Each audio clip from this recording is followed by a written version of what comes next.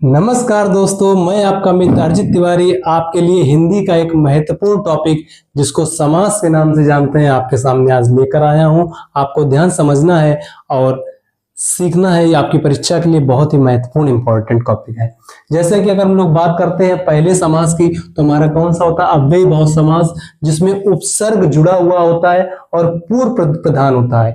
यानी जिन शब्दों में उपसर्ग जुड़ा हुआ होता है और पूर्व प्रधान होता है वो आपके अव्ययी भाव समास कहलाते हैं। जैसे उदाहरण की बात करें तो अनुकूल और अनुरूप, अनुकूल और अनुरूप। इसी तरीके से एक और दूसरा समास आपका पूछा जाता है द्वंद्व समास, जिसमें और एवं शब्द आते हैं, उसे क्या कहते हैं? द्वंद्व समास कहते हैं। और द्वंद्व समास में आपको ज्यादातर शब्द विलोम शब्द मिलेंगे। कैसे मिलेंगे? विलोम शब्द मिलेंगे।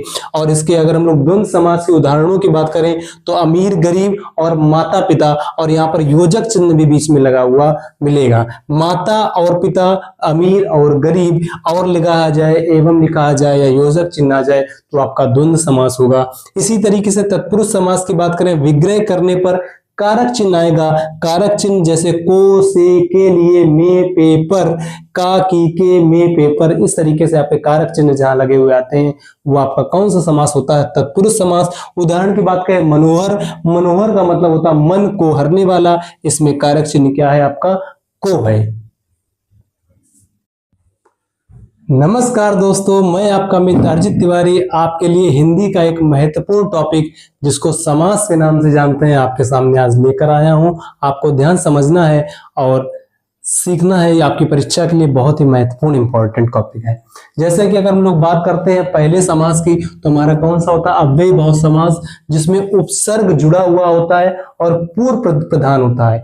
यानी जिन शब्दों में उपसर्ग जुड़ा हुआ होता है और पूर्व प्रधान होता है वो आपके अव्ययी भाव समास कहलाते हैं। जैसे उदाहरण की बात करें तो अनुकूल और अनुरूप, अनुकूल और अनुरूप। इसी तरीके से एक और दूसरा समास आपका पूछा जाता है द्वंद्व समास, जिसमें और एवं शब्द आते हैं, उसे क्या कहते हैं? द्वंद्व समास कहते हैं। और द्वंद्व समास में आपको ज्यादातर शब्द विलोम शब्द मिलेंगे। कैसे मिलेंगे? विलोम शब्द मिलेंगे। और इसके अगर हम लोग द्वंद्व समास के उदाहरणों की बात करें तो अमीर गरीब और माता पिता, और यहाँ पर योजक चिन्ह भी बीच में लगा हुआ मिलेगा। माता और पिता, अमीर और गरीब, और लिखा जाए एवं लिखा जाए या योजक चिन्ह आ जाए तो आपका द्वंद्व समास होगा। इसी तरीके से तत्पुरुष समास की बात करें, विग्रह करने पर कारक चिन्ह आएगा।